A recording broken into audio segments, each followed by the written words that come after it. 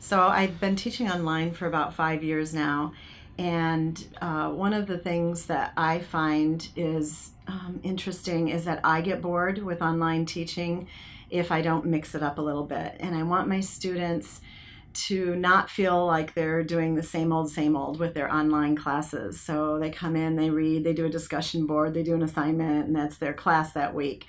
And so over time, I've been trying to build in different technologies for them to try. Now, the courses I teach are literacy, content literacy courses, and they're teachers. So I want them to try some of the technologies with their students. They should be trying some of the great new things that are out for children. And what we use in my classes are some of these technologies. So this semester in particular, I really decided to shift a little bit, and I still have a structure every week that when they enter their learning unit, they're going to see the directions look the same. They're going to do readings. They respond on a Google Doc instead of in a discussion board, which is a little bit easier for everybody. And then once they get into the content, they're learning through some of the technologies I want them to try with the students. So for example, we are using Padlet this semester in a few different assignments. They don't actually have to create a Padlet. They just go in and use the Padlet that I have created and post some responses so they can see how it would work with their students in their classroom. To make it really easy for them, the technologies that I do ask them to create something in, I make little tutorials. So I have a tutorial for Padlet. I have a tutorial for Google Docs, how to respond on a Google Doc. And they're just 2 to 4 minute tutorials that walk them through how to use all of these various technologies.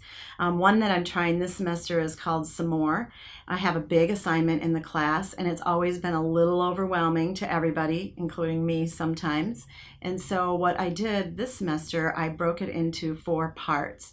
And each part is on a some more. And a some more is sort of like an interactive poster. So they pull up this poster in Blackboard, and all of their readings are linked. So they just click on the link and it takes them directly to their readings. It takes them to videos. It takes them to the pieces of the assignment. It gives them examples in the actual poster.